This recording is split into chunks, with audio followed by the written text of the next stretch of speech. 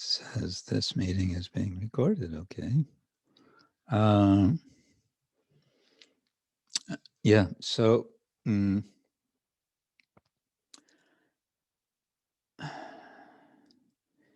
okay, I just see now it says 1893, Kalyana Kalpataru. For some reason, or for no reason, I was thinking this is earlier. But 1893 is the year, that's a big year for Bhaktivinoda Thakur. He was very productive. At that time, he was writing lots of songs, didactic songs, songs for teaching. His idea seems to have been that best way to communicate the philosophy, the culture of Krishna consciousness is through songs, through simple Bengali, although I have often said quite highly Sanskritized Bengali.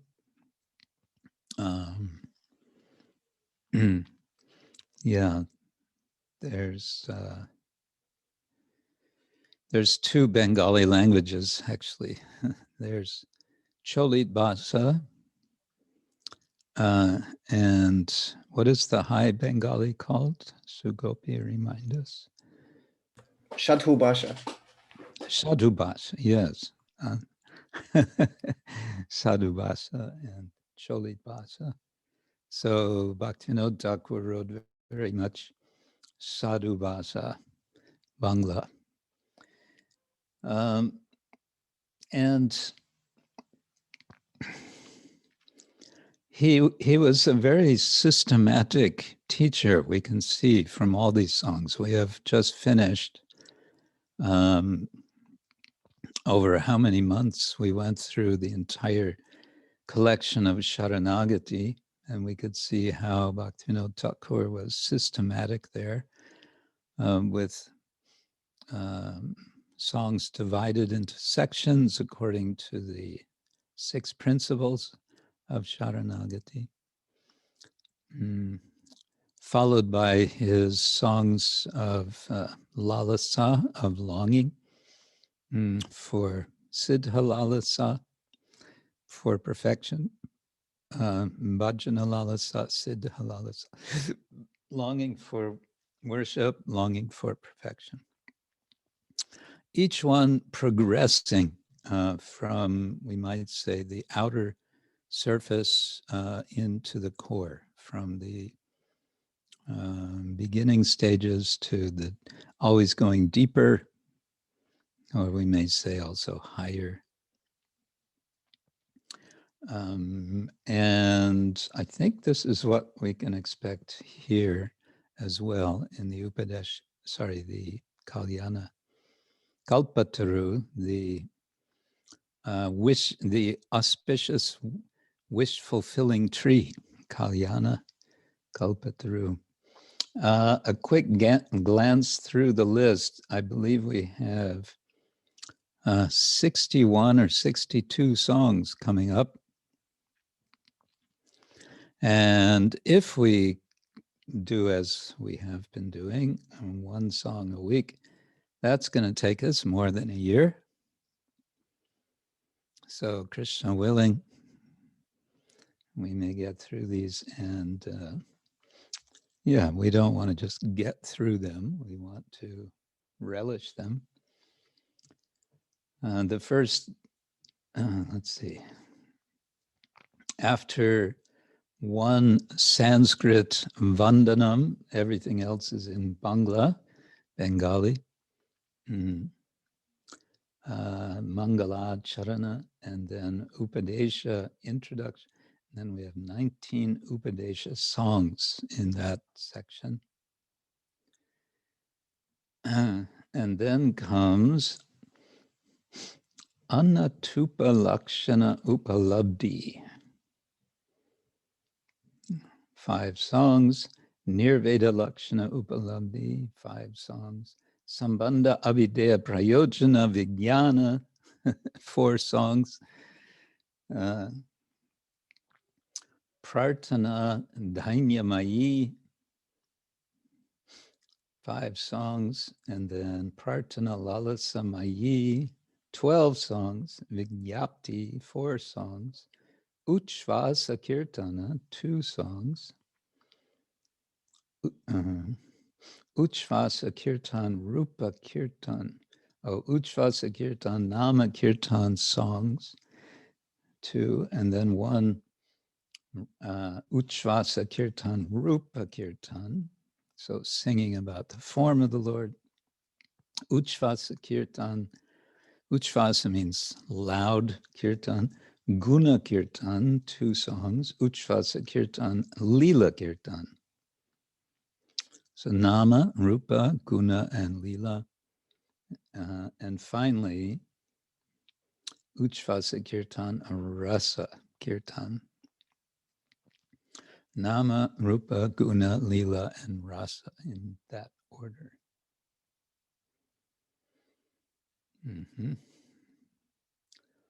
So let's see, we have 8 verses in Sanskrit, and maybe I won't this time attempt to go through all of it with the Sanskrit English, but let's start with the English. First verse is, those aspire profound meditation on the purport of great statements like tattvamasi, etc., and who have attained unity with the bliss of merging into the Brahman effulgence, themselves find that such so-called bliss is put to shame before the completely ecstatic spiritual relationship between the taster and tasted mellows. I offer my respectful obeisance unto that most astonishing abode of such totally blissful mellows, the very moon over Vrindavan, Sri Krishna, who is the delightful festival of Sri Radhika's eyes. Maybe I should explain for some of you. This word mellow is, I think it was first used by Srila Bhaktisiddhanta Thakura as a translation for the word rasa. So it's slightly archaic English. We usually think of mellow as being the opposite of sharp. It can mean something like soft, mellow. But yeah, here it's, let's just remember it means rasa, the aesthetic taste of a relationship, of a devotional relationship. Vande vrndatavi-candramradhikaksi-mahotsavam Brahmatmananda Dikkari Purnananda Rasalayam.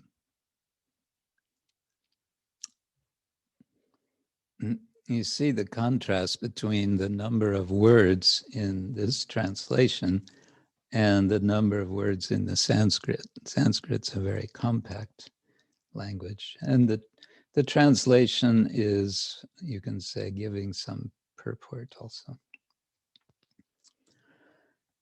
Then, second verse, Chaitanya Charitamrita Vande Krishna Bhakta Janashrayam Advaita Matador Daureya Bharapan Odanam Param. I offer respectful obeisance unto the lotus feet of Sri Chaitanya Mahaprabhu,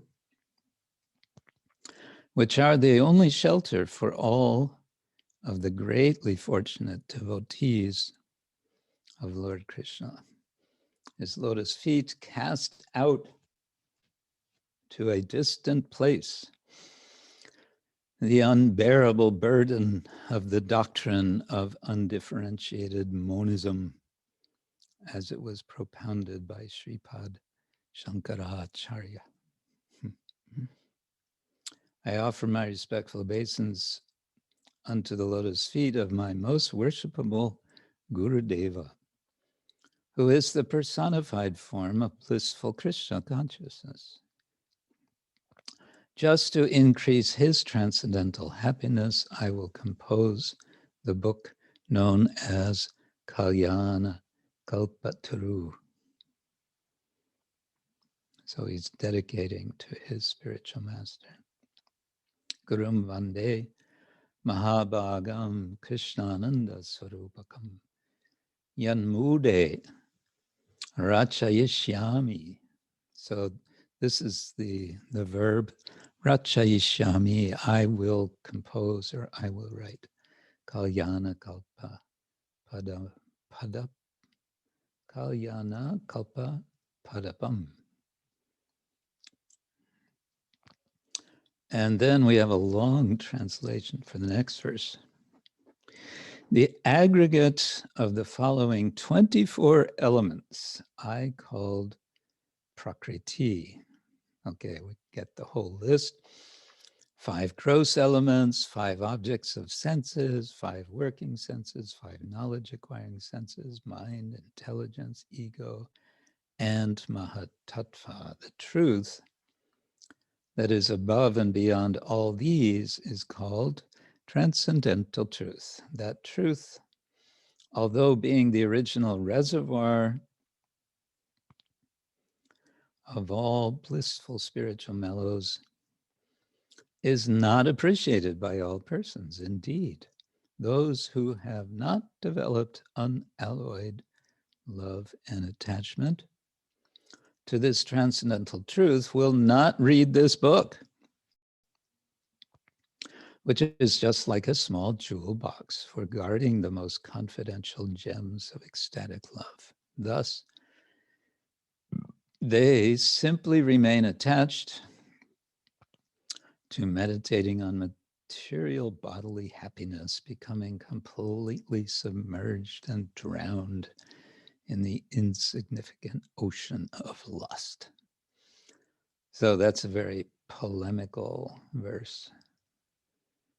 Aprakrita rasanandena yasya kevala rati tasyedam na samalochya.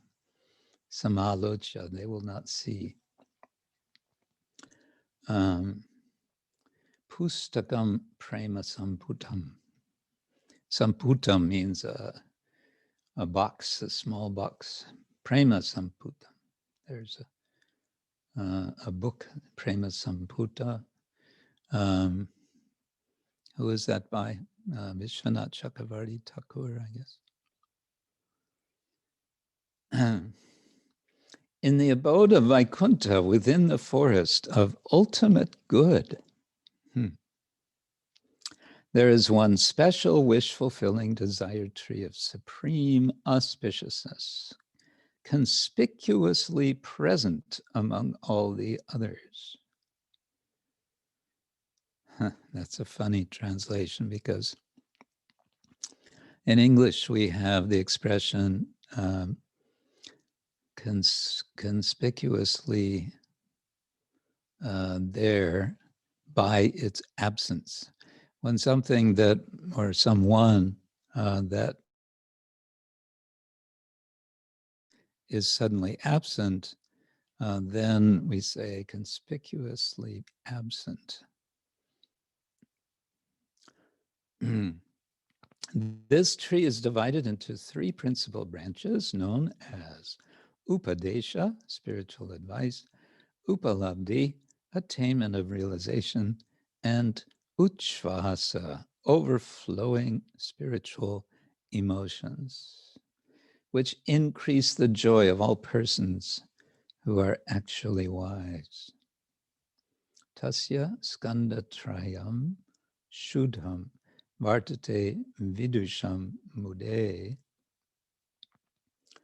upadeshaha tata chopalabdishtachvasaka kila. And then he's listing those three. Number 7, the shelter of this special desire tree produces the attainment of fruits in the form of auspiciousness, Kalyana palam, labate palam.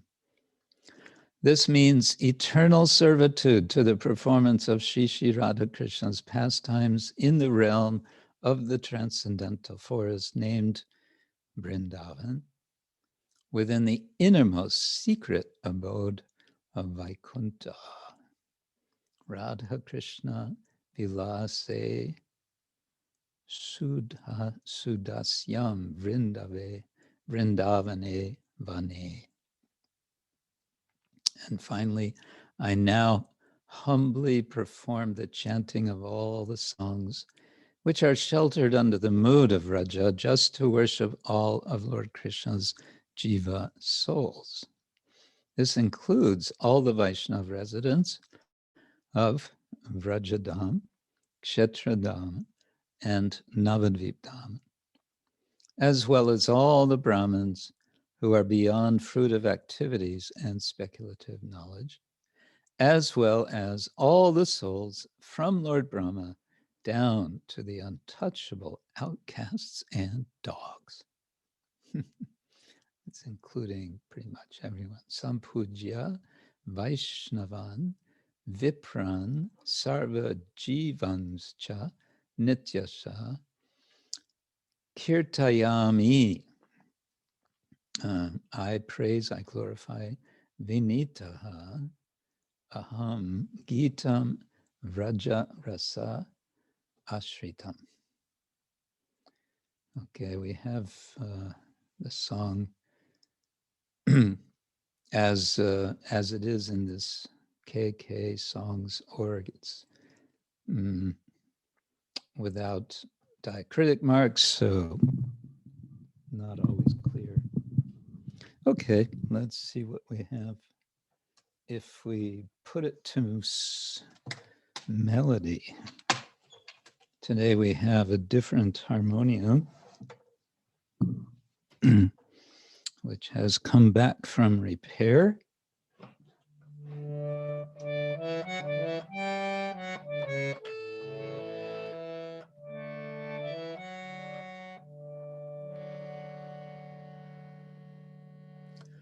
Let's see.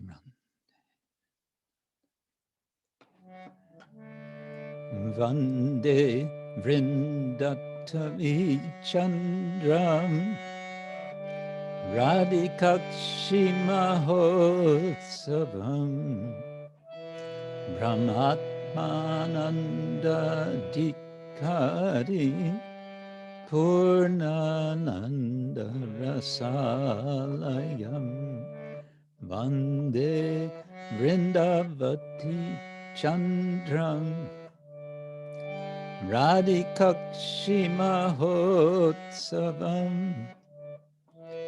Brahmatmananda-dikari Purnananda-rasalayam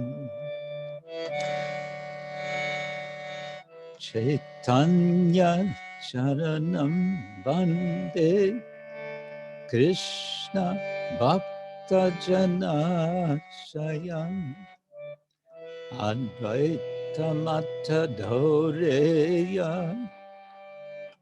Bharapan Bodhanam Padam Chaitanya Charanam Vande Krishna Bhakta Jana Shayam Advaita Matadoreya Bharapanodanam Padam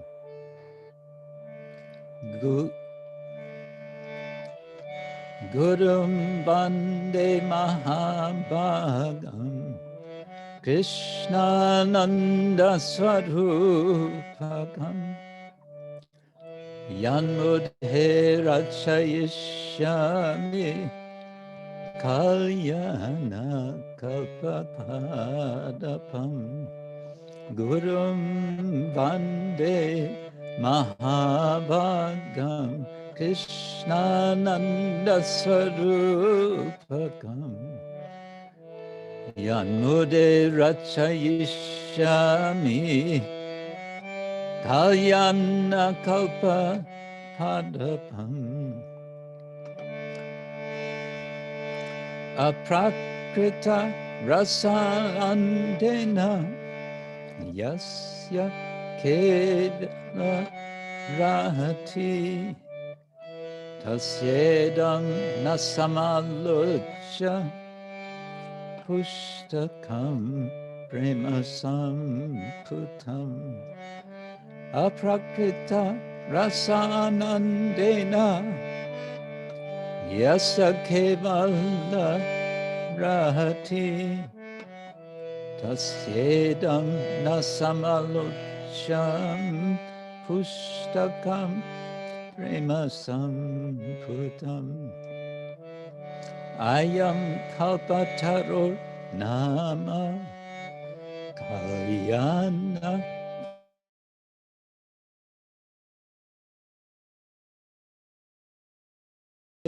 Bhakti Vane Nishreyasa Bhakti Ayam Kalpataru Nama Kalyana Padapa Subha Vaikuntha Nilaye Bhakti Vane Nishreyasa Bhakti Tasya Skanda Traya Sudham Vartate Vidusham Mudhe Upadeshastata Chopala Dishta Chav Uchvasaka Kila Tasya Skanda Trayam Sudham Vartate Vidusham Mudhe Upadeshastata Chopal Labdishtuchvasaka Kila Ashritya Padapam Vidvan Kalyanam Labate Palam Radha Krishna Vilase Sud Dasyam Vrndavane Vane Ashritya Padapam Vidvan Kalyanam Labate Palam Radha Krishna Vilase Sud Dasyam Vrndavane Vane Sampujya Vaishnavan Vipran Sarva Jivangscha Nityasha Kirtayami Vinitoham Gitam Vrajarasa Shitam Sampujya Vaishnavan Vipran Sarva Jivangscha Nityasha Kirtayami Vinitoham Gitam Vracharasa Shritam Hare Krishna Hare Krishna Krishna Krishna Hare Hare Hare Rama, Hare Rama,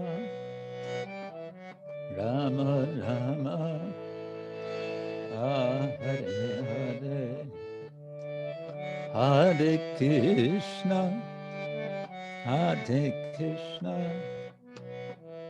Krishna Krishna, Hare Hare, Hare Rama, Hare Rama, Rama Rama, Hare Hare, Hare Krishna, Krishna Krishna, Hare Hare, Hare Ram, Hare Ram, Ram Ram, Hare Hare, Hare Krishna, Krishna Krishna, Hare Hare Ram, Hare Ram, Ram Ram,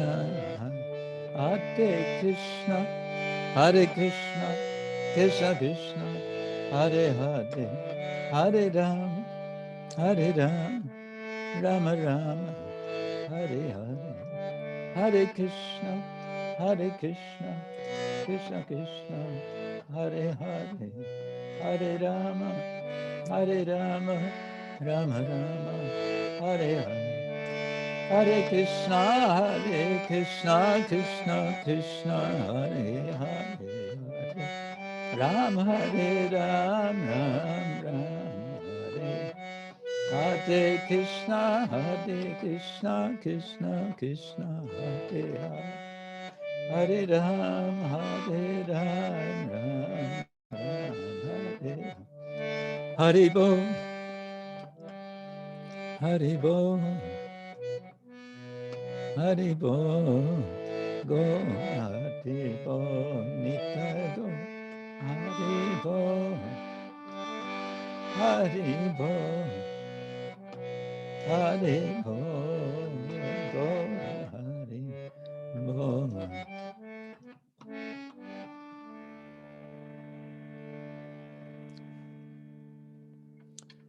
So that gives us an auspicious Kalyana beginning to our new songbook project, Kalyana Kalpataru of Srila Bhaktivinoda Thakur. Kalyana Srila Bhaktivinoda Thakur ki jai. So I didn't do as I usually do in the beginning, which is to offer pranati. So I'll do that now. Om Jnana Timirandasya Kananjana Shalakaya Chakshurun Militam Yena Tasmai Shri Gurave Namah Shri Chaitanya Manovishtam Stapitam Yena Bhutale Swayam Rupakara Mahyam Dadati Swapadantikam Vandeham Shri Guru Shri Yutta Parakamalam Shri Gurun Vaishnavangscha Shri Rupam Sagrajatam Sagana Raghunatan Vitang Tang Sajivam Sadvaitam Savadutam Parijana Sahitam Krishna Chaitanya Devam Shri Radha Krishna Padan Sahagana Lalita Shri Vishakan Vitangscha Nama Om Vishnupadaya Krishna Prasthaya Bhutale Shrimate Bhaktivedanta Swamin Iti Namine Namaste Saraswati Devi Gauravani Pracharine Nirvishesha Shunyavadi Paschatya Deshatanine Vanchakalpataru Vacha Patitanam Pavanebhyo Vaishnavebhyo Namo Namah. He Krishna Karuna Sindhu Dinabandhu Jagatpate Gopesha Gopika Kanta Radha Kanta Namostute Tapta Kanchana Gaurangi Radhe Vrindavaneshwari Rishabhanu Sute Devi Pranamami Hari Priye. Jai Shri Krishna Chaitanya Prabhu Nityananda Shri Advaita Gadadhar Shivasadi Gaura Bhaktavinda. Hare Krishna, Krishna Krishna, Hare Hare, Hare Rama, Rama Rama, Hare Hare. Hare Krishna, Krishna Krishna, Hare Hare, Hare Rama, Rama Rama, Hare Hare. So again, welcome to everyone, all of you. So nice you can take this time. We all have so many things to do, and to take this time is, it's an honor for me that we can come together in this way and do some Krishna Kata, Hari Kata, Vaishnava Kata, and all such related things. So today we have Kula Shekhar with us, whom I haven't seen for many moons, and it's nice to see you. And I believe you want to tell us about your research in Mahabharata. Is that right? Let me first explain that Kula Shekhar Prabhu has been a student at University of Warsaw. Which year did you start going back to school?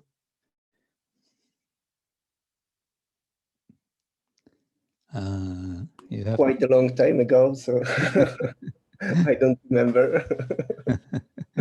Some years ago. Yeah. And now you've gone through all of the hoops, so to say.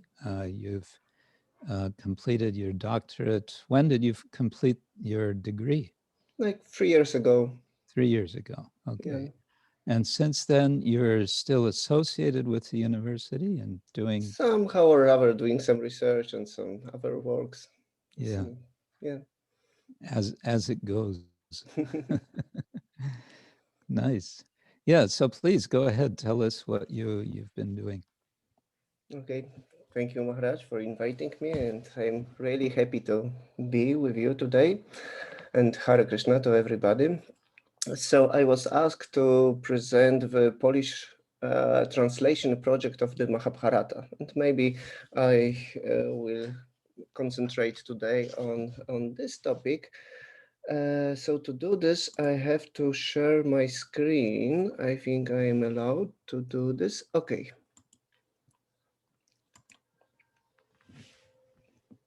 Can everybody see it? Yes? Yes. So, Polish translation project of the Mahabharata.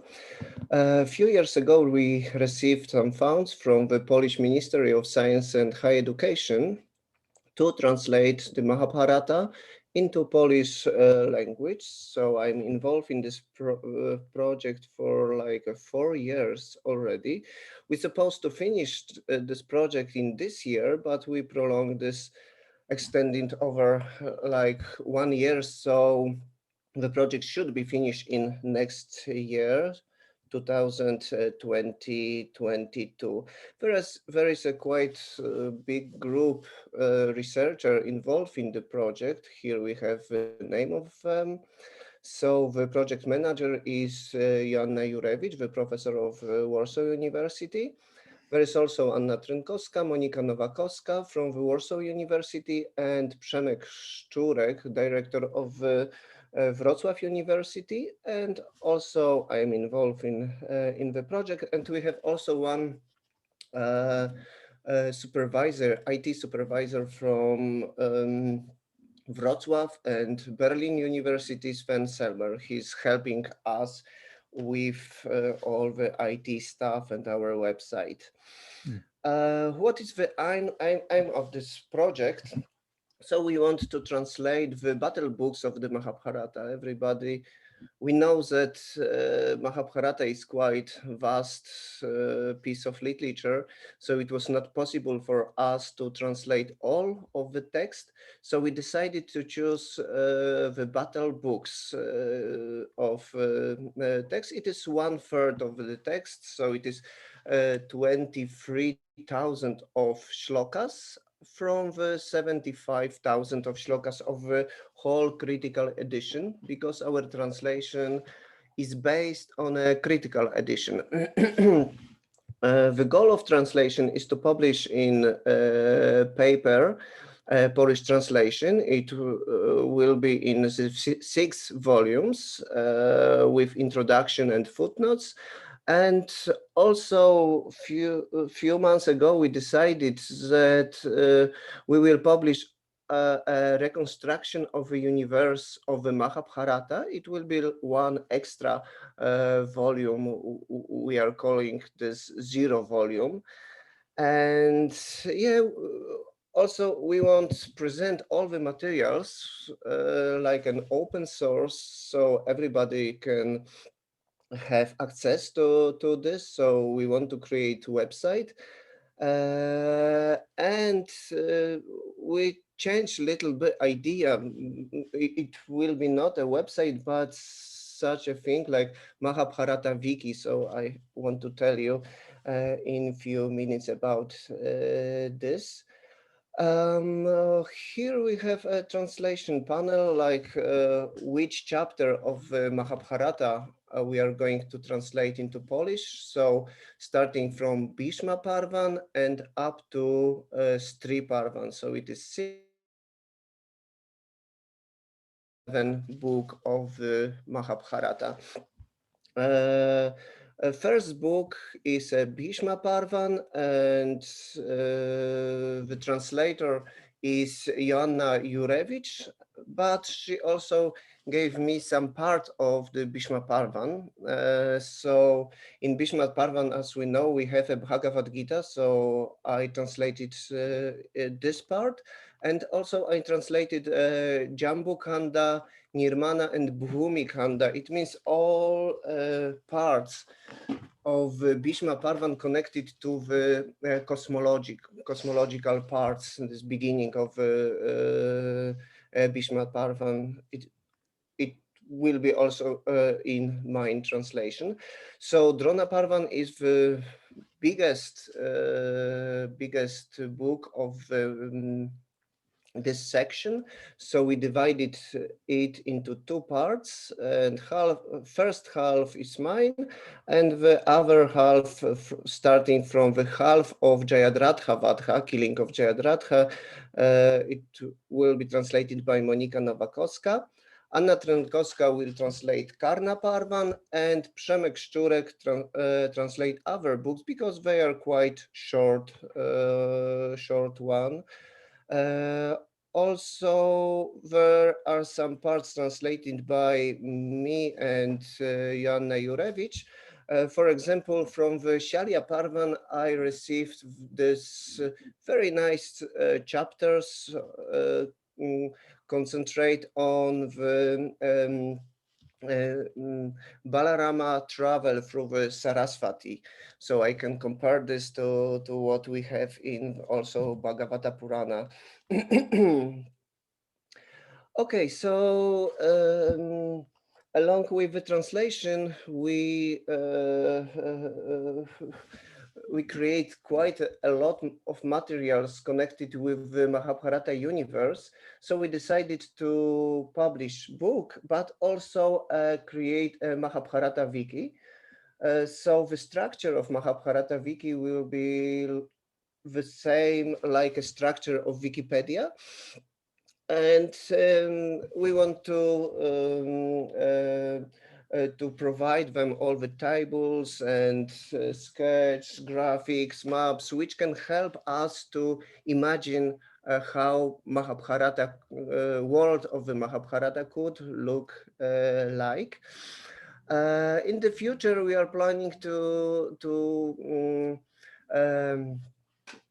organize a group of some community around the project to help us to develop this, similarly to Wikipedia and other wiki organization. Yeah, so this is the goal, and we are starting to do this. Mahabharata is not very picturesque as a presentation of the text, doesn't give us much information how the world around look like.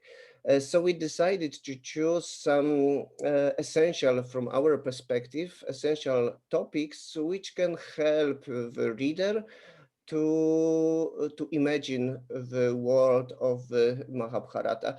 So we divided this in few topics. First of all, there are heroes of the Mahabharata, then geography and nature and world of gods, we can call it like this, and militaries. Militaries are very essential for us because we are translating the battle books, so for sure militaries, obviously they are quite important for us. Then names are also very important, and they can puzzle every reader of Mahabharata because there is a lot of names and we have to find some clue how we can understand them. And also I create a family tree. So maybe shortly I will present all the topics because they are very vast and we divide them in the smaller one. For example, heroes in the Mahabharatas. So we are presenting two parties, Kauravas and the Pandavas. Um, on both sides, the generals and the aliens who came to each party. Then characteristic of all the heroes, I divided them in the three groups on the base of mentioned in the text. So the people who are mostly mentioned in the text, they are primary heroes, then episodic heroes, which have some um, some some episode in the text, and the background heroes, like we know them mainly with the names, but all of them we put on the list and show a little bit about everyone. Uh, then some additional information. For example, every hero of on the battlefield have emblems. Like here we have Yudhishthira, Bhima, Arjuna, Nakula, and Sahadeva. They have emblems. So Yudhishthira have a drum, mridanga, like two mridangas playing by some sticks. And I found also some these motifs in the sculpture of early sculpture of India, so I show how it could look like in the reconstruction. So Bhima have a lion and Arjuna a ape, so we can show all the heroes with their emblems and also with the color of the horses. So here we have examples of our Pandavas horses. The geography. Geography, it is also a very vast subject. We divide it into lands, rivers, and mountains. And we present all the lands mentioned in the text, explain where they are and which hero is from which land, and if there is mentioned a capital, of course, we add to this, and rulers and other things, what we can say about each of the land. So to give a visual help, I also create such a map of mentioned in the Mahabharata. Then I divided them into bigger section, like a north west. There are Bahlika and Gandharas and Kashmiras all are here. Then we have Punjab and Sindh. So Madrakas, Trigartas, Kekayas, Shibi, Sauviras and Sindhu, they are going in this Indus Valley. And then Doab, so mainly Kuru, Matsya, Panchalas, and the middle Ganges, starting from Magadha, and of course central India, were connected mostly with the Yadavas, like Vrishnis here, or Surashtra, Anartha kingdom, and other kingdoms.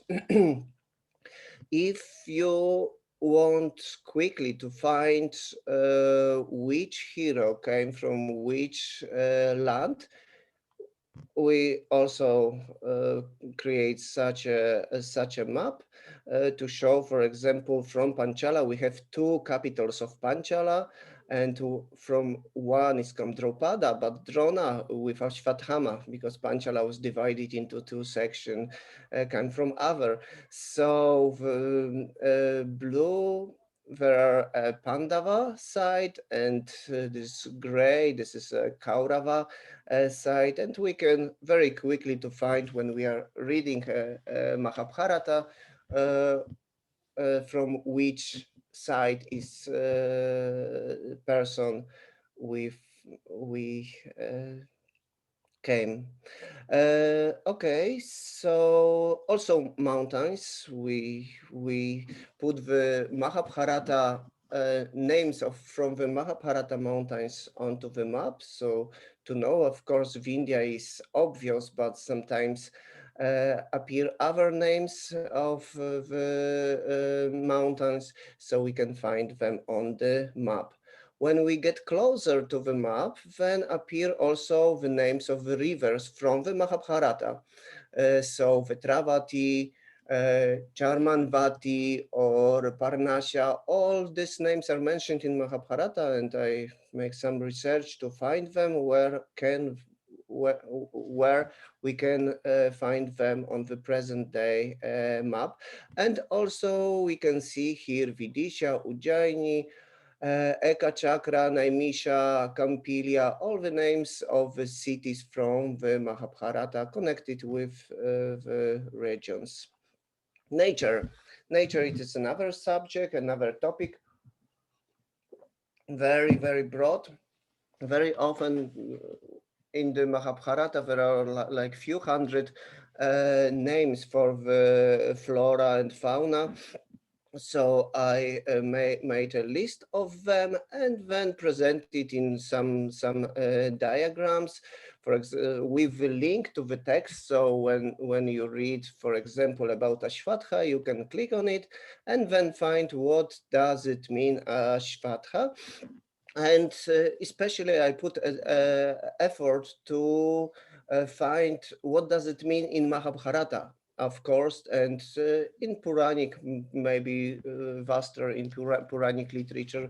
So, of course, the Latin name and other name in Sanskrit we have, and shape of the leaf, but also how it looked like in the Indian sculpture, because it gives us a clue what the people think is most important for such tree. So here we have from Barhut Stupa, very quite old, from the 2nd century BC, shape of Ashvatha, and here from Sanchi Stupa or from Gandharas, we can see that the leaves are quite different, and imagination change a little bit. So flora and fauna we prepare like in this way. The world of the gods. We divided it into sections. One is the sacred cosmology.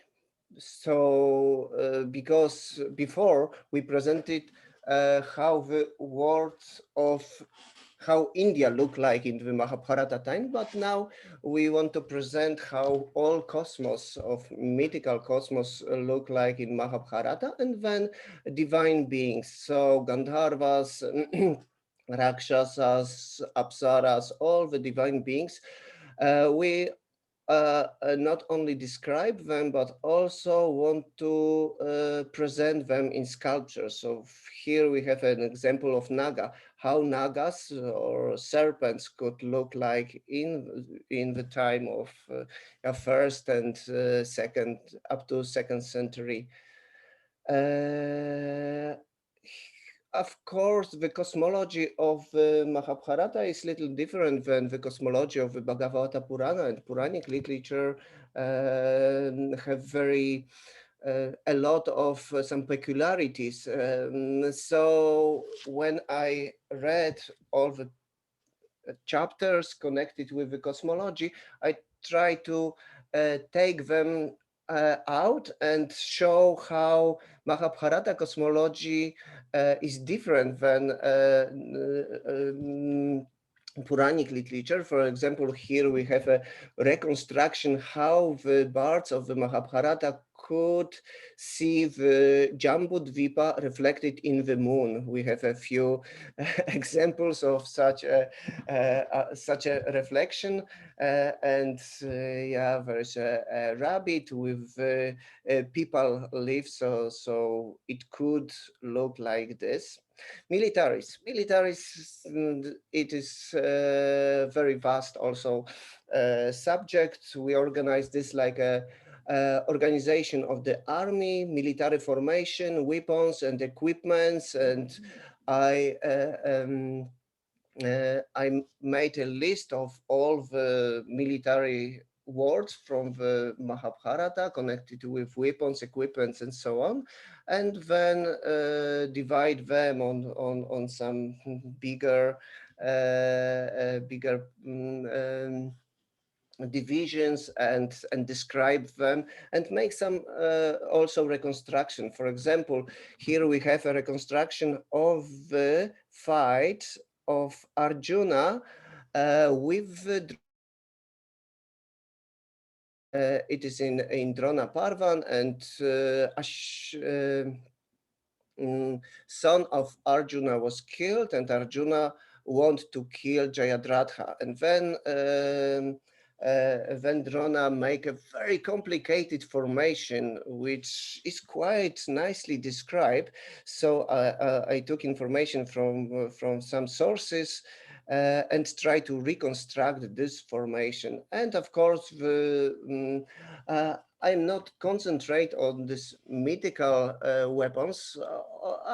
I made like one chapter for them, but mainly I'm interested in historical reconstruction, how the axe or ankus or warhammer could look like. Regarding military, I want to give you today some example of my reconstruction, so maybe we will stop here. Names, I mentioned that this is also big topic in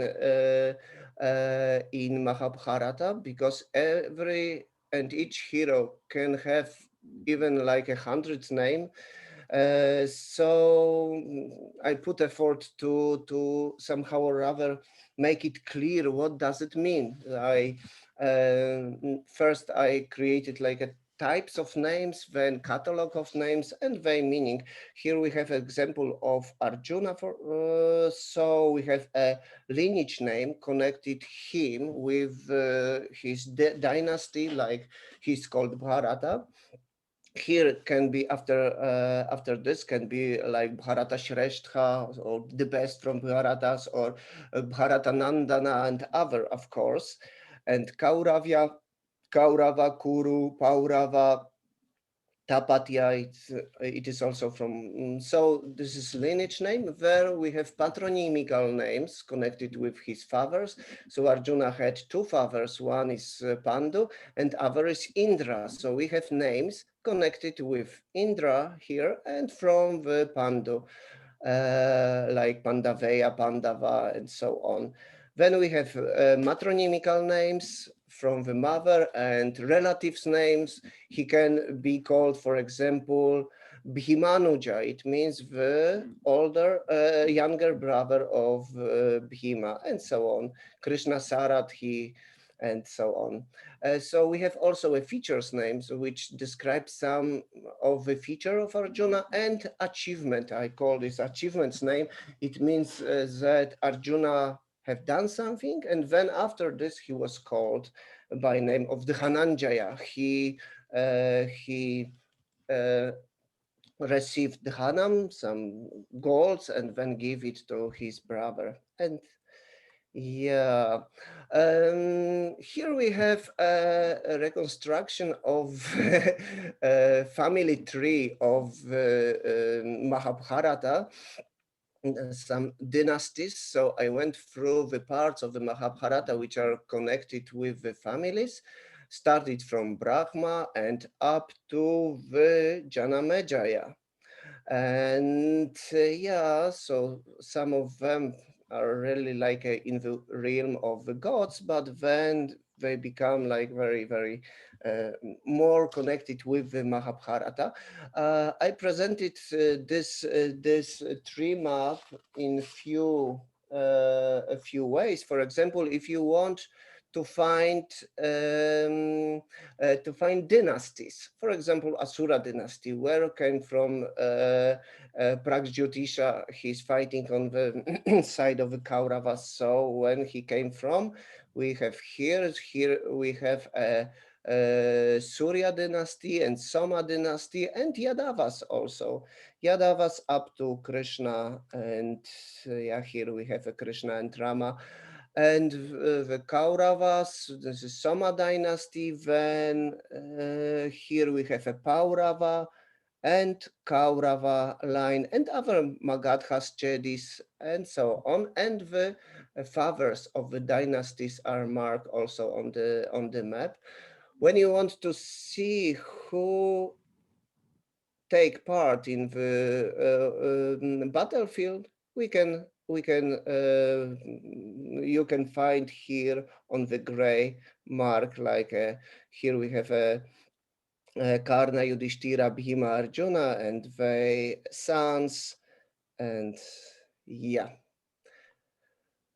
Okay, so this is a project, and now I would like to show you, maybe for a while, how it look, my reconstruction. I prepared few topics for today, but I think we have to concentrate on one of them because the material is too vast. So I have 4 propositions, and you can choose one of them, and I can show how my reconstruction work on. We can do this by democratic vote, or maybe Maharaj, you can choose one of them which you like the best. Maybe first I explained, I say a few words about each of them, and then Maharaj, if you can choose one of them which is interesting for you. I can say already, I would tend to be more interested in the 3rd and 4th topics related to chariots. 3rd and 4th, yeah. Okay. Other are also quite interesting. For example, the mace, because the mace is like a national weapon of Mahabharata and India. After the bow, it is the second mentioned in the Mahabharata literature, and really we don't know sometimes how it looked like. And the other, for example, Hala, Chakra, Trishula, and Vajra, I call them like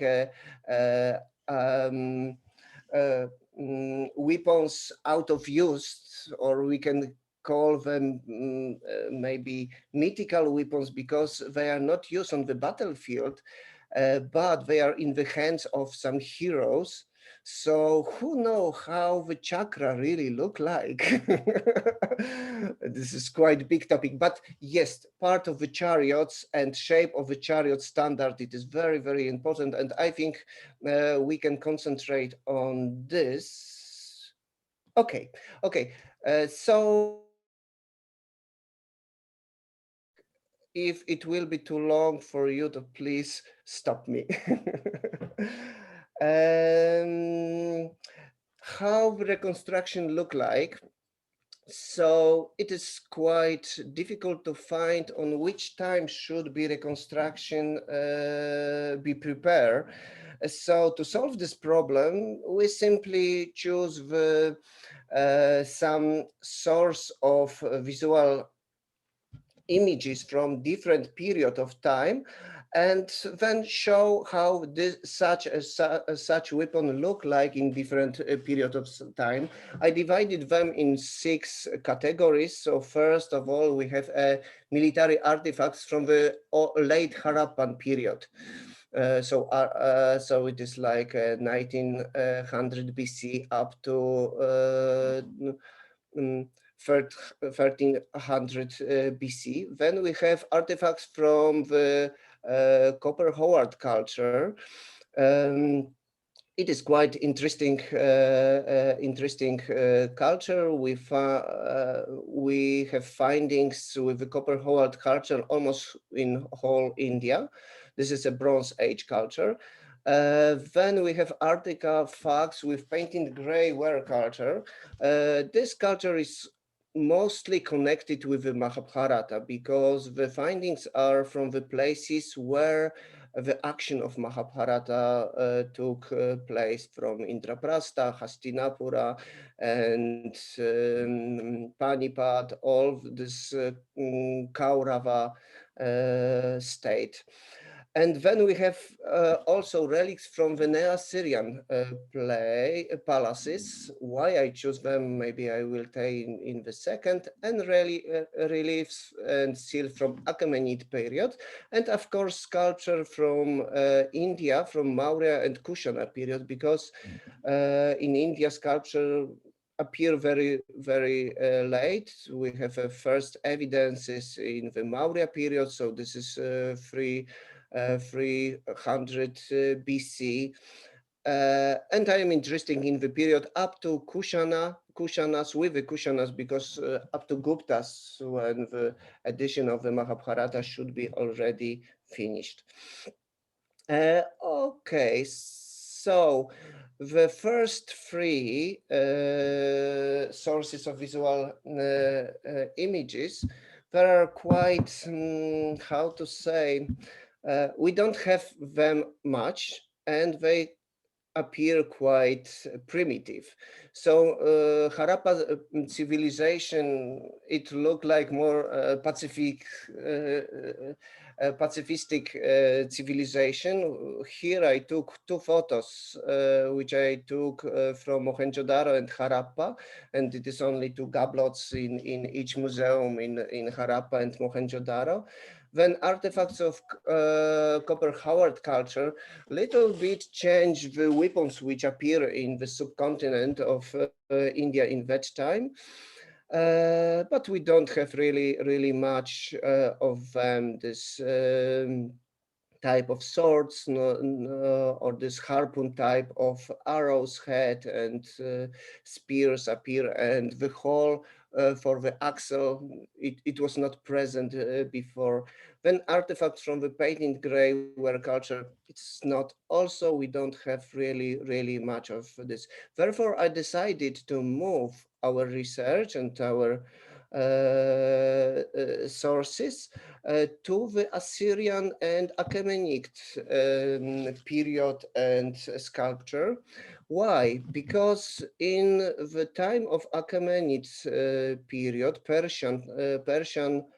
Persians have very big influence on India also through the Gandhara. Gandhara was a capital of education in that time, and Taxila, and it belongs to the Achaemenid kingdom. For example, here we have a sculpture from the Xerxes' first tomb, and we have Shakas and Hindus and Gandharas in the army of the Achaemenid king.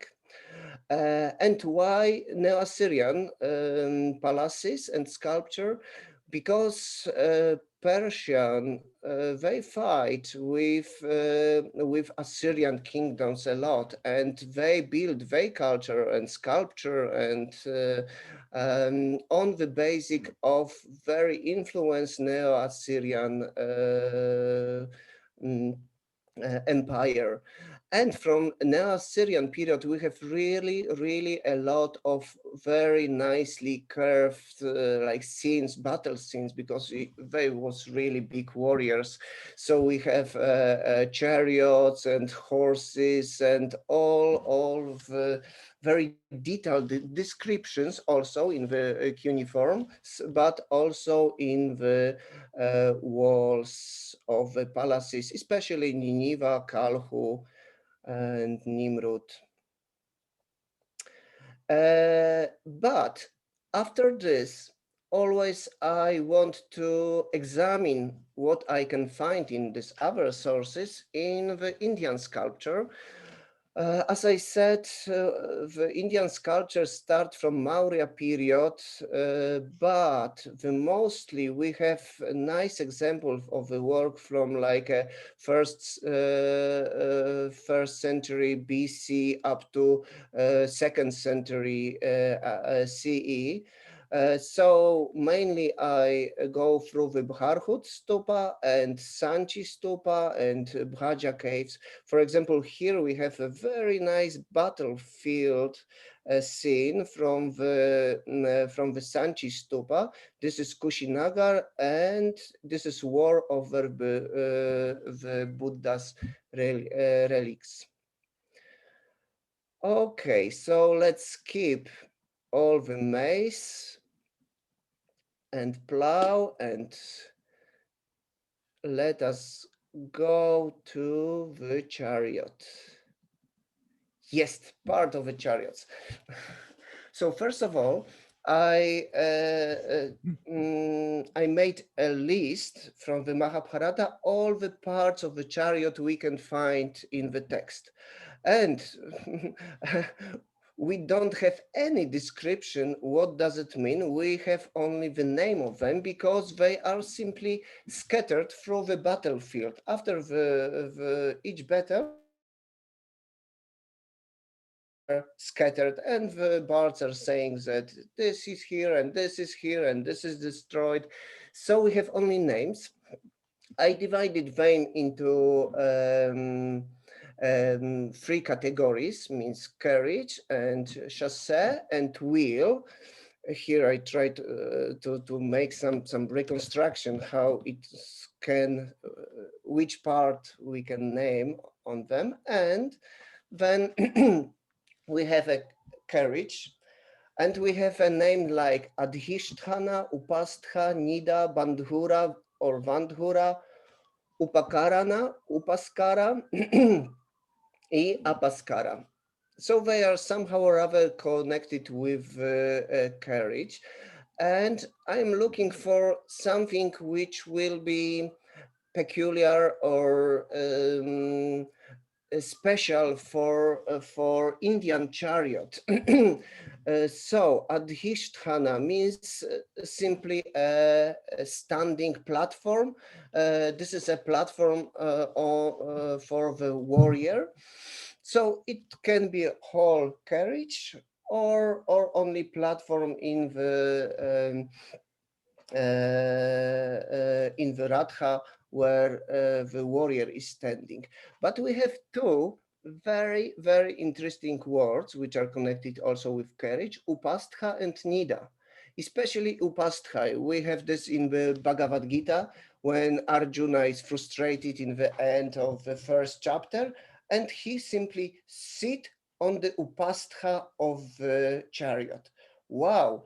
When you know something about the chariots in the ancient world, we can't find any upastha or seat or bench in them. So what does it mean that Arjuna sit on some upastha? Upastha also means like buttocks or genitals, especially for ladies, but in the chariot, it means some seat. Also, Nida means the same. seat or bench. So this is one thing which we want to find. Is it possible that Indian chariot have a bench or seat to sit in? When we have a word, bandhura and vandhura in the dictionaries, they are like separate, so they have separate meaning, but from my understanding and from the context of the Mahabharata, I can find that they different only the of pronunciation, so they are the same. And bandhura means ornate, beautiful, and round, and very often it is connected with dandaka. Dandaka means a standard on which some statue is placed, or dandaka, it can be also for umbrella. So I suppose that this bandura and vandura we can translate like a front of the chariot or dashboard. This thing which is in the end of the shaft or in yeah, the front of the chariot. And we have also ornaments and our equipment which is in the chariot. That's quite obvious. So upastha, the seat, and bandhura or vandhura, it is quite peculiar, and we can try to find it on some examples. Now chassis of the chariot. So we have also quite a lot of name. Isha is quite, or dhur, it's quite obvious. This is a shaft or drawbar or pole by which to which are connected yoke. Maybe I will show it here. So here we have a Isha shaft, and then we have a yoke. It is called in Sanskrit yuga. And then the Isha is connected to axle, and we have a wheels chakra. Okay, so we have a Isha or dhur, this is this shaft, and it is quite obvious, but also in the Mahabharata, we came across a word of parshni, and parshni means some shaft.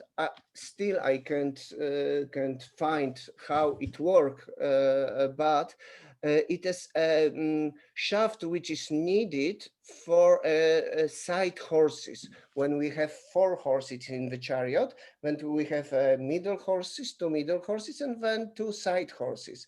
And for them, it is need some parshni, means side shafts.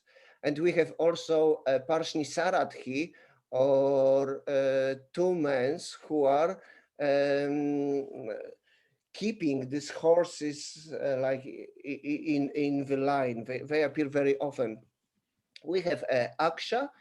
It is axle, so it is quite obvious. Yoga, yoke, and kubara. This is a shaft tip to which the yoke is attached. So this is also quite easy to understand.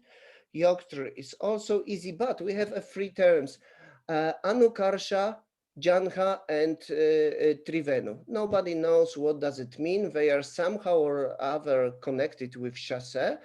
So anukarsha means bounding. So in my opinion, it can be mounting the shaft to the axle. So we have here the Isha shaft, and it should be somehow or other connected to the axle, aksha, and it should be anukarsha. Then we have a jangha. So only literally, this is some part of the bed or shin or pillar, but we have also trivenu. Literally, we can translate this like a tree bound or tree bambus. But it is some part of the bottom of the chariot, and in the sculpture and artifacts, I would like to try to find what does it mean, trivenu and anukarsha, how we look the bottom of the chariot. Wheel, all terms are quite clear. We have a chakra, it means wheel, nemi, very often connected with a noise because when it is running, so it is quite noisy. Then we have ara or spoke, nabhika, and pradhit is used only like and for the this is word from the Vedic time because in Rig Veda the terms for the chariot they are little different than in Mahabharata. So this is Vedic term, and it appears in Mahabharata only in the connection with the time chariot. Okay, so sources of information. We have in summer standard of Ur. It came from the graveyards of Ur, pre-dynastic period, and it is not a chariot, but we can see like some car which is used for the battle because the standard of Ur had to have two sides, and on which one is a piece shown, and on other there is a battle, and we have like a war cars which are drawing not by horses yet but by onagers.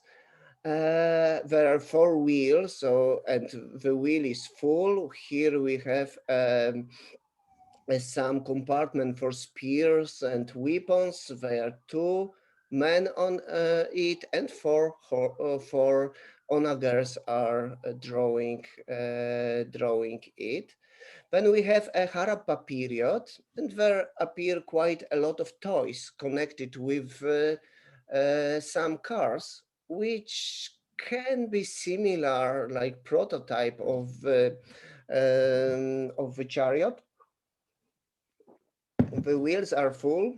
Very often they have only two wheels, like here. This is very typical. Here I took the two photographs from Mohenjo-daro museum. Yeah, and some of them they look like Ekka cars, typical for India, present day India. And such a toys we also find in Mesopotamia, so they are quite common. And in 2018 in Sinauli there was big discovery. They discovered two, they call it chariots, but they can be simply carts. The three remnants of the chariots. Now it is quite big discussion if they were pulled by horses or by bulls, or can we call it chariot, or this is this is a cart. So this is quite a big discussion. I don't want to be involved in this, but I visited the place where it was discovered. I met with guys who was responsible for the discoverings. And also I visited the Delhi Museum where these remnants are kept now, presently. And I found few interesting features of this chariot, or car, which can help us to understand some meaning of the Mahabharata words.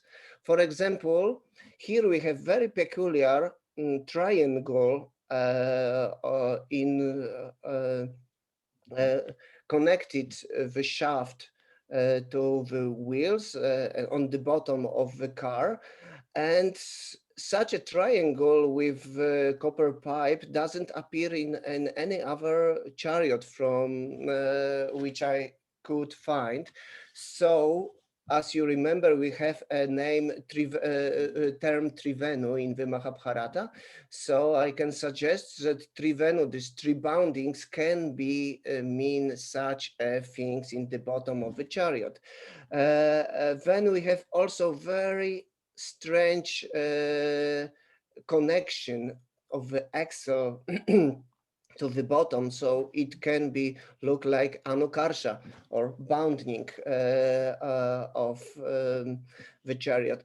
And also very peculiar thing here, we have a picture of this. We have 3 pipes going up, and the suggestion is that they can be for the mounting umbrella or standard. And this is all, it could be very also like a peculiar for special for Indian cars. Okay, here we have example with the same age, Bronze Age, we discover from Diamatbat, Maharashtra, and obviously it was pulled by oxen.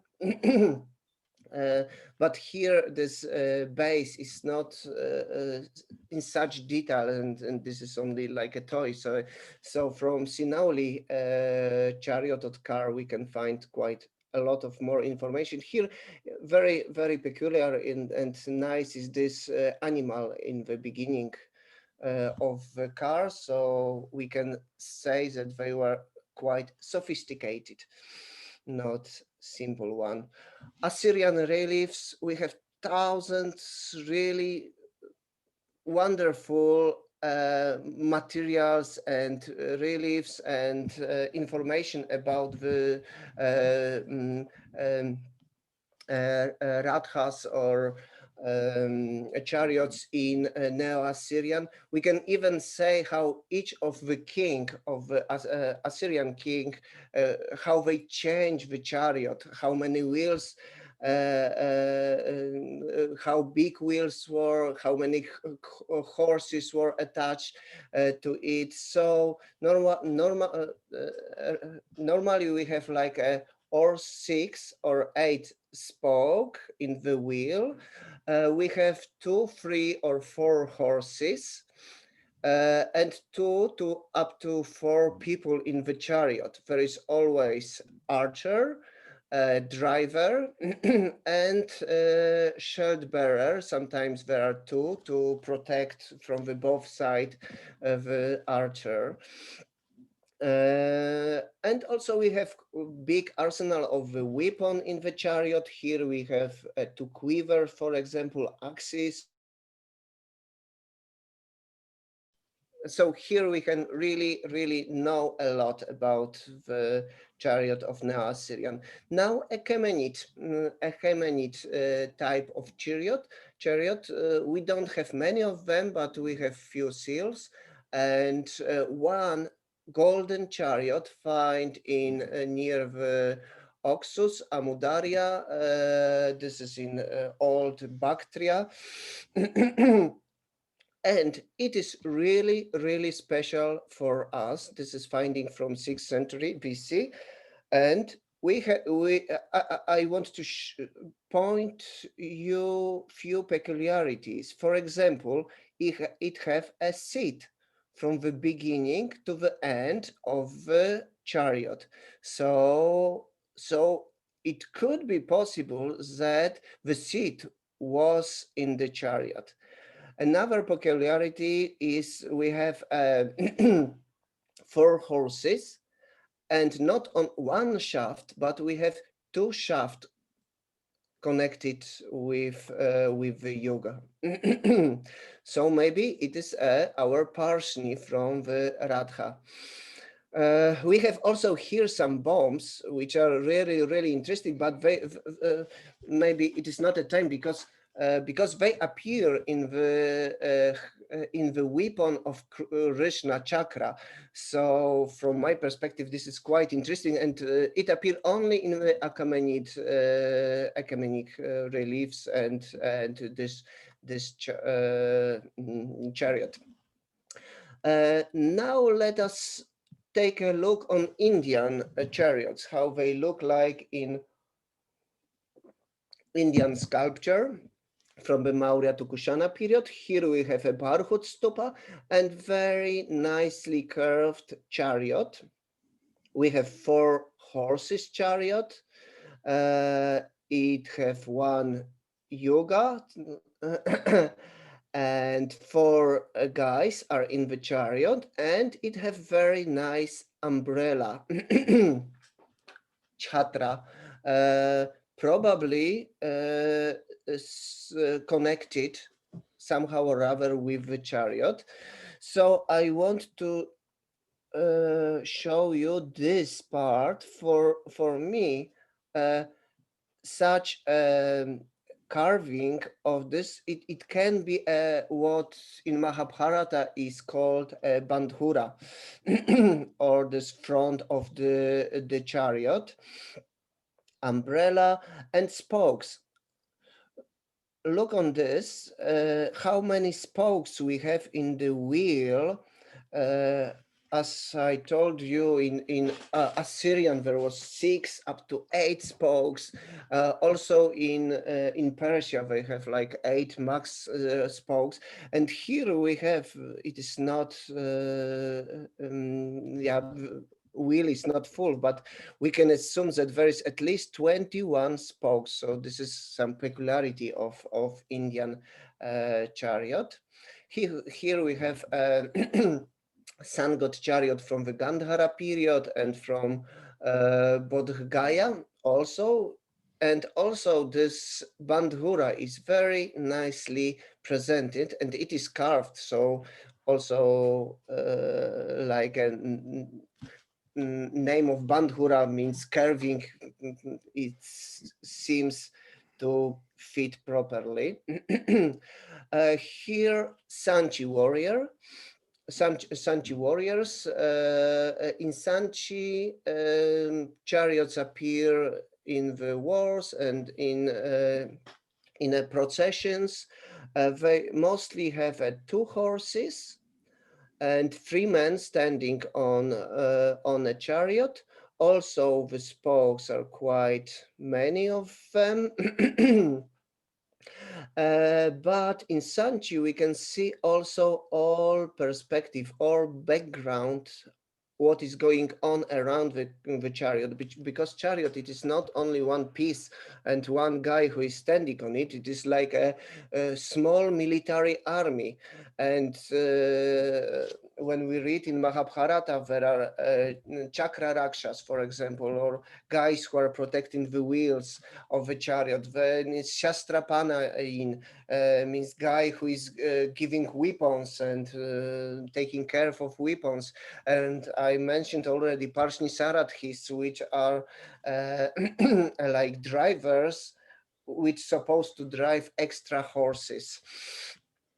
So here we can see one small man with some weapon, and Chakra Raksha is always described like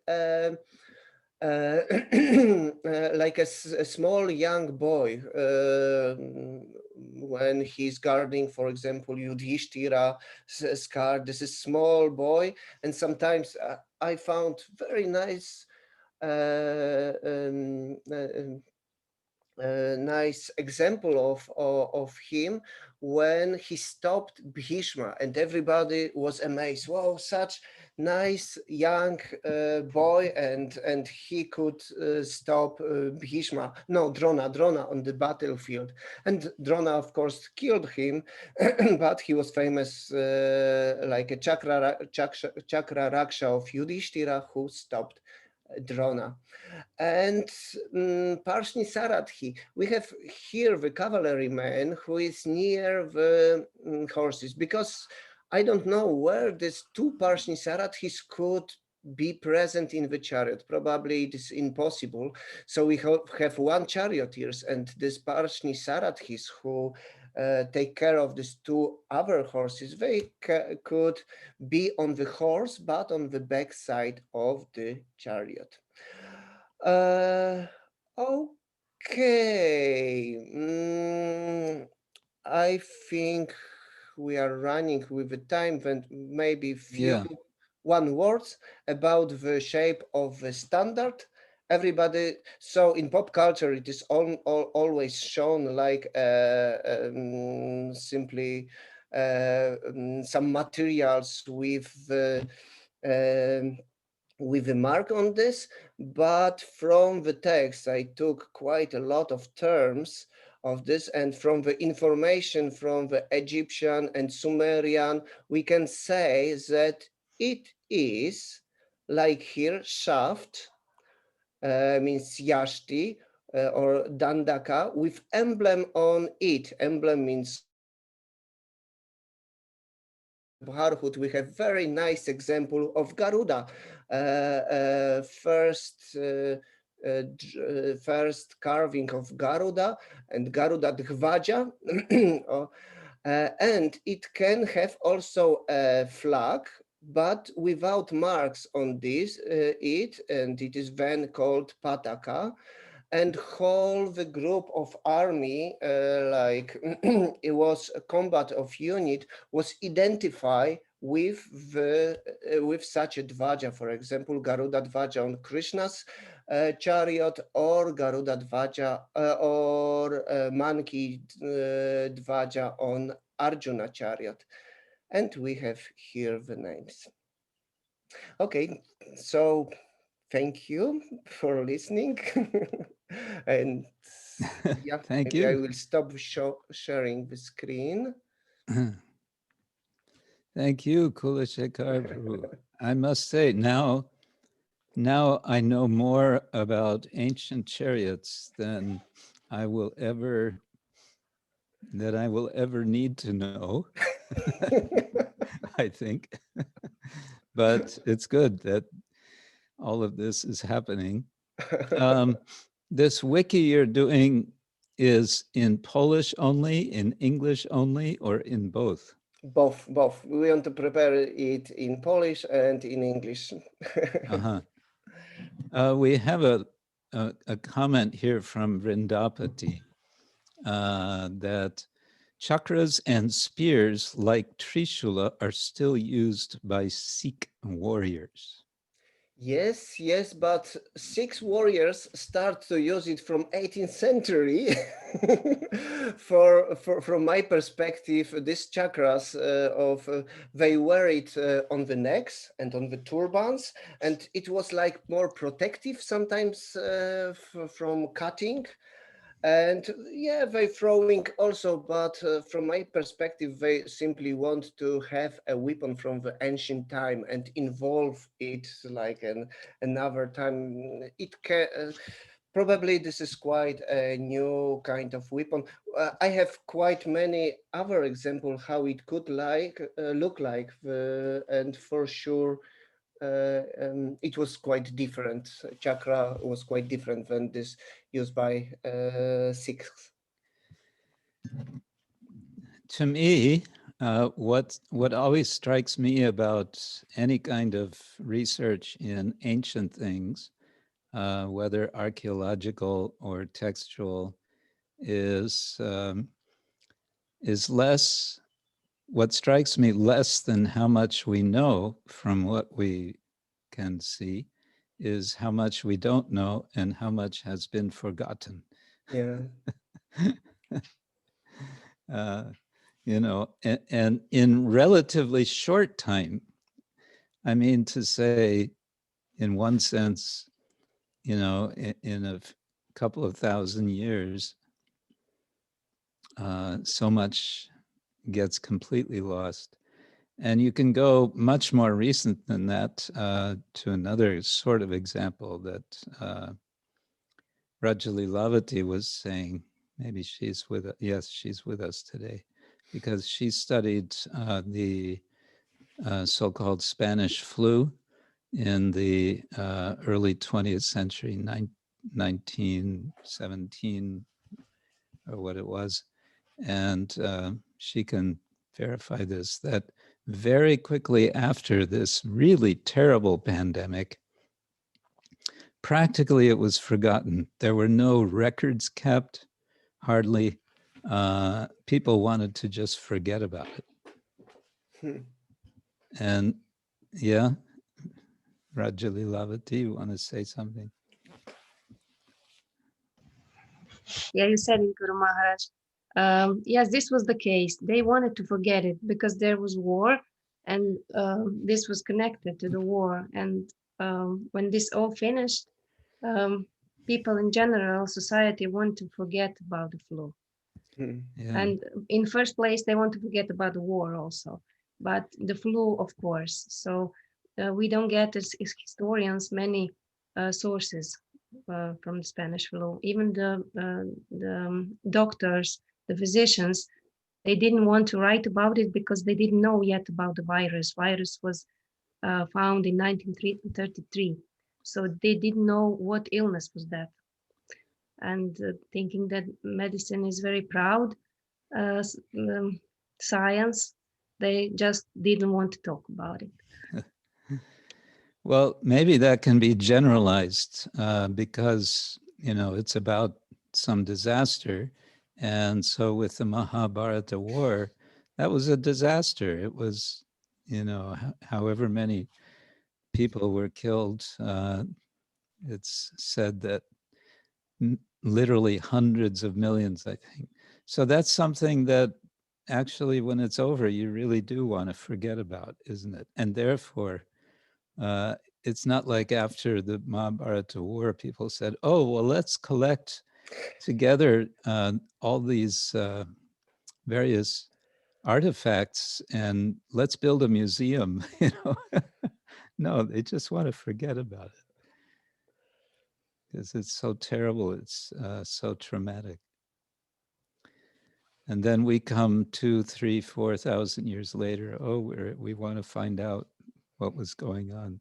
And they were thinking, we want to forget about what was going on. Anyway, very good. Thank you for that. Thank you. Very interesting. All the best for the project. Oh, I had a sort of, from the perspective of a translator, because you're working as a team, I guess you need to do a lot of comparing with each other for particular expressions, because the Mahabharata is full of sort of standard expressions for all sorts of things. So to keep consistent, you're working together in that respect. Yes, of course. We have a meeting every 2 weeks together and discuss and to read our translations together and some strange for us or difficult chapters. Yes. And also we prepare some help, some on it is a website on which we are translating, and it helps us, and we are giving building a dictionary simultaneously with our translation to everybody know how I translated this phrase and somebody else translate another phrase. But also we decided that we want to keep our own way of translation, so they will be Keep little your different. own style. Yes. Each of us have a special style. For example, I am translating like in poetic style, maybe not poetic, but at least I am keeping in the shloka style. So eight syllables in each in each verse, and their rhythmic translation. And I'm doing this, and Przemek Szczurek is doing this from Warsaw University, and other are translating in prose. And yeah, so the translation will be different, but also the Mahabharata is sometimes very different. So each chapter, sometimes it is really boring. And sometimes it is wonderful. You read this like, wow. So I don't want, during my translation, I don't want also to lose this. I sometimes when it is boring and it is sometimes very bad language, in this way that language is very, it is not like a Bhagavata Purana, which is really always very high language. Here is very, very simple. And so I also translate this like in simple way, and sometimes it can be boring. Do you make any reference to, or do you look at Vivek Debroy's translation, the his English translation of the critical edition? Yes, sometimes when I came across some difficulties with the translation, when I go to other translation, I like Ganguly's translation. Oh. Old Ganguly translation is really Old nice. Old Ganguly. Okay. I've been reading Vivek Debroy's translation gradually. Just I'm in the Adiparvan still, but I like it anyway. Great. Okay, Mahabharata. Big Thank world. you. Thank you, and greetings to Kamyaka and family. Thank you. And oh, there's a question from Usha Mataji. Wonderful and hugely inspiring. Is it possible to have access to any updates on the project to follow up our interest as it progresses? Fascinating stuff. Thanks for sharing. Oh, thank you, Usha, for this word. Of course, when website will be ready and we start wiki, Mahabharata wiki, I already can invite you all to participate in the project and help us with it. And yeah, I can inform you. And Chetan is asking, just curious if you're considering bringing out details about women in Mahabharata. I think there's so many scholars who have done that in English. So this is quite interesting topic, and for sure we want to introduce this to Mahabharata Wiki later, because we are translating only 1/3 of the Mahabharata, so we want to apply for another project to translate all the text, and then we want also to add other topics to our zero book. So and to the Mahabharata. So I show you only what I already done, yeah. and then we want to add to this. And women, for sure, this is nice topic and should be, and all sexuality in the Mahabharata. And this is wow. There's a lot of it. There's a lot of reproduction in the Mahabharata. Good. Okay. Thank you. So, well, the time is flying by. My goodness. I was going to ask Odarya Chandrika if you wanted to speak, but now there's only, what do we have? 15 minutes. I don't think that's enough for you, is it? It will be enough time, but it's the whole different topic what we were be into it now. I'm so amazed by what was presented, and now I'm just need to switch. That would be rasa basa. Yes. Okay. Well then, I can get into Chaitanya Charitamrita, but again, it's 15 minutes. But why not? What we can do is, first of all, see if anyone did their homework. It's always an embarrassing question.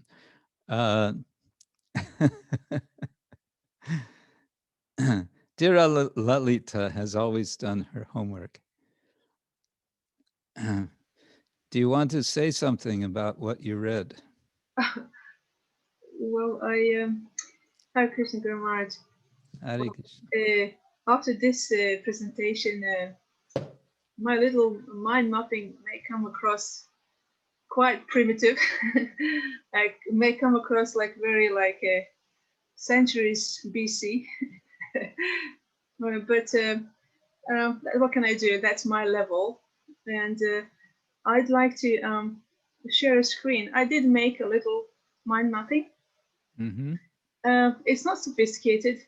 it's very sort of, if that's my mind on the paper, it's very worrying, but it's good to see so I can improve. How can I share the screen? Well, there's the button on the bottom, that's green button, says share screen. And then you find the screen on your own, you select. Here. And you have to find which particular thing you want to show. You select that, and then there's a button again. There, very good. Can you see it? Yes, very good. It's quite scribbly, but what can I do? That's my handwriting. Oh, it's nice. So I have read a homework. I have read 120 and 121 verse, but this is a very simple of my understanding of verse 120 in Chaitanya Charitamrita. I focused more on my understanding. I hope I didn't misunderstood the verse, where it says here that the Mayavada philosophy has taken the insignificant living entities to be the Lord, the Supreme, and thus covering the glory and the supremacy of the absolute truth with monism. I just focused on two things. One is living entities not equal to Lord, which says on there, and then I wrote a few things about why living entities are not equal to the Lord, because of four defects, which are four defects of living entity, which are explained in Bhagavad Gita introduction and Bhagavad Gita in different chapters, and Srimad Bhagavatam that I didn't want to list it all in. And then carrying on from the purport of Srila Prabhupada, that a living entity is it belongs to marginal energy, to Tasta Shakti, which can also be found, I think, in Bhagavad Gita and in Srimad Bhagavatam, the explanation of marginal energy. And again, all of these listed here are from the purport of Srila Prabhupada of the same verse. And on the left-hand side is a little a proof to Mayavad philosophy from my humble self. I really don't have any realization of it, but I found Which part are you pointing to? I'm pointing now to the left-hand side part, which says that Krishna equals a person. Okay. So which means I've understood. So top left. Yes, top left. That Krishna is a person. Excuse me. You can point your mouse pointer so we can see your mouse pointer. Yeah, like this. Yeah. Oh, you can see it. Okay. So here I have read the introduction into the Adi Lila 7th chapter, which is Madhya Lila 17th chapter, where it explains that Lord Chaitanya, that particular verse is quoted there. I think that was quoted by Balaji Bhattacharya, who has accompanied Lord Chaitanya on his travels to Vrndavana. And that verse that confirms that Supreme Personality of Godhead has the form of Satchidananda Vigraha is quoted from Bhagavata Deepika commentary on Srimad Bhagavatam. I mean, I didn't even know that this a type of commentary on Srimad Bhagavatam existed. I just found it Ajay Lakshman told me to read this 17th chapter, so I found this verse that confirms that Krishna is a person. And also, where is the verse 80 as well, in the same chapter, confirms that. And the last one in the Bhagavad Gita 7.7, Srila Prabhupada's purport that he quotes Shvatara Upanishad, confirming that Krishna is a person. It is a very long, a long writing. Just a question you said on the top left. Madhya Lila, chapter 17, Yes. verse 96. I'm looking at that and it doesn't seem to relate to what you're saying. Maybe it's another number. Just a second. 96. It is 80. I beg your pardon. It is 80, but there is also, oh, right. I beg your pardon. This 96, Srila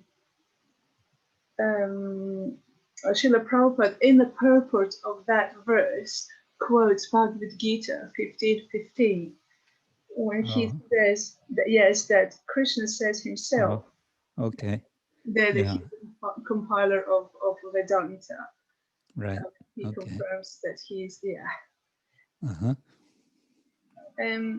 I was surprised. I was speculating about one question that I would like to ask you. When Lord Chaitanya traveled down to Vrindavan, he came to Varanasi or Benares or Kashi, and he asked a question. He asked a question that he stayed with tattvamasi, if I understood it properly. And then I was just wondering, because Chandrasekhar was lamenting, saying that there are all Mayavadi philosophers there, and it's very hard to live in that area. I was just wondering, did Lord Chaitanya, out of his love, came to convert? Is his name Prakashananda Saraswati? Yes, Prakashananda. Into Vaishnava, so that Tattvamasi and Chandrasekhar could have some good association. Yes. Oh, we could take it that way, I suppose. Varanasi routes to and from Vrindavan, following the course of the Ganga, was the natural way to go from Bengal to Vrindavan. And so it was practically unavoidable to go through Varanasi. But yes, we might well ask, what were they doing there before Lord Chaitanya came? Why were they there? Of course, Varanasi was, and still is, very much a center of Orthodox Vedic learning. And it's possible they were there for that reason. Srila Jiva Goswami spent some time also in Varanasi before he went to Vrindavan. He studied in Benares because that was the place. Everybody, if you wanted to study Shastra, you went to Varanasi. Or for Nyaya or Navanyaya, you went to Navadip. These were centers of learning. So yeah, it seems that was what was happening. But that's also a mystery. And talk about forgetting over time.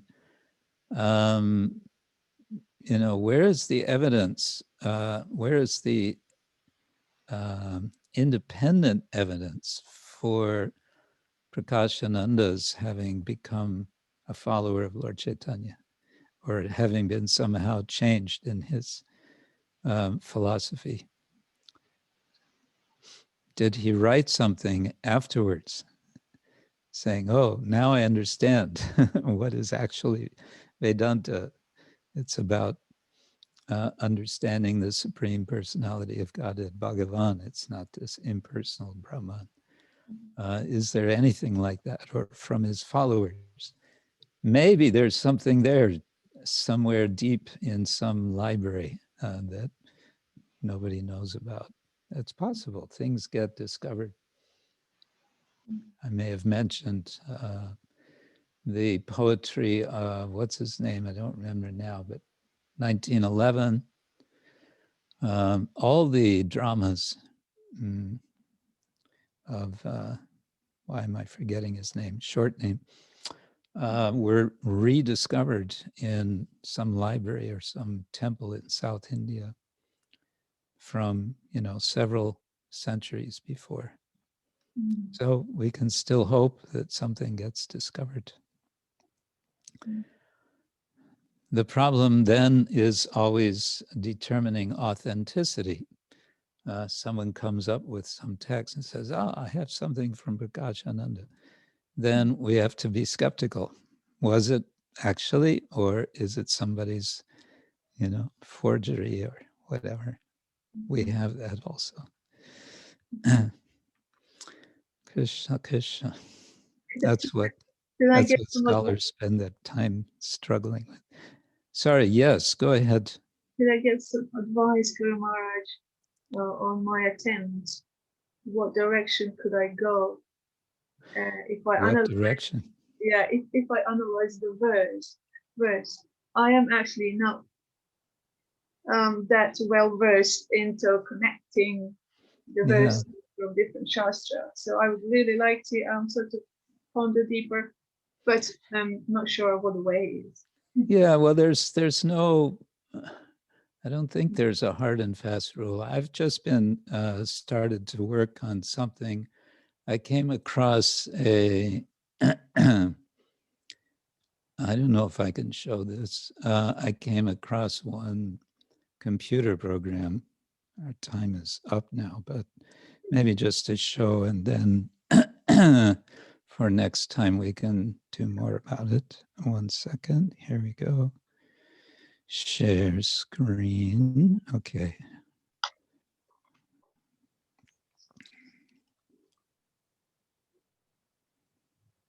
Share. But it's not showing anything. That's because, I don't know why it is. Stop share, and let's try it again.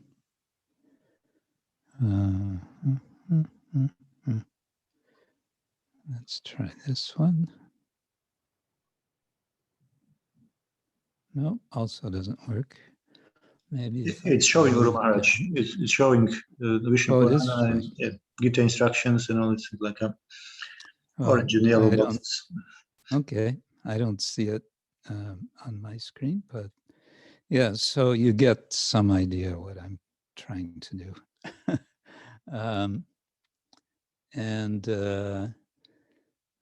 There's lots that can be said.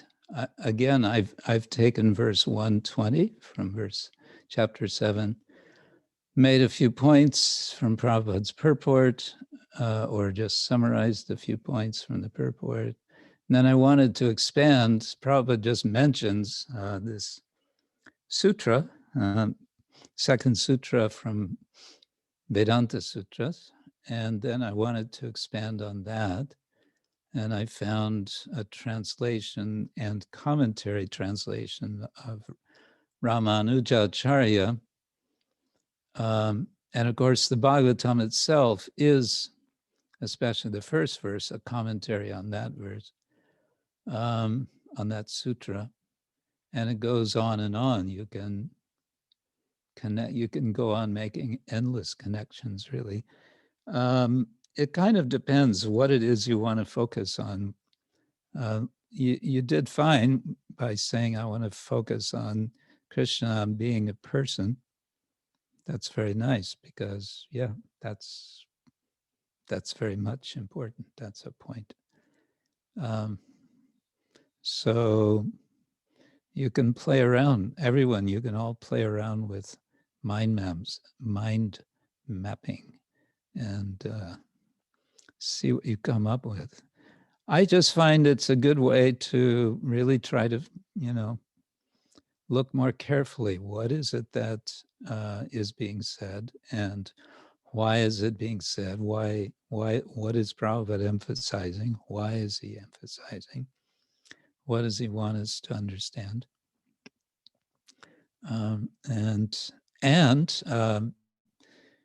What can I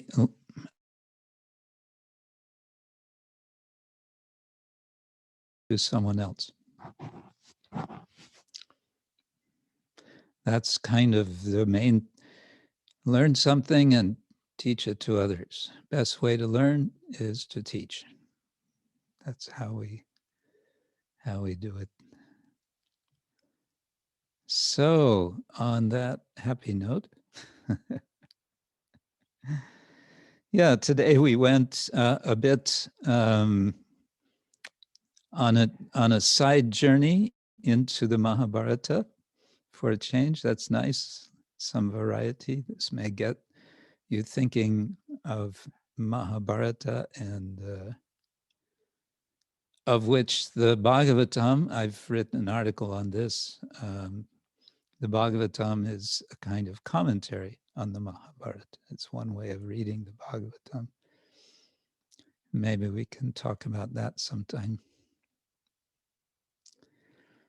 So we generally end at this time, so I think we can proceed. And many thanks to our translators. Tatyesha has been patiently listening and repeating. And who else has been did we get a Polish translation this time? No, today. Only Tatyesha Prabhu is translating to Spanish today. Okay. What can I say but thank you all again, and I wish you all the best for this coming week, and I wish you all to stay well, keep safe, chant Hare Krishna, be happy. Why not be happy? There's so much misery in the world. Why not just instead be happy? Be a revolutionary and be happy by chanting Hare Krishna.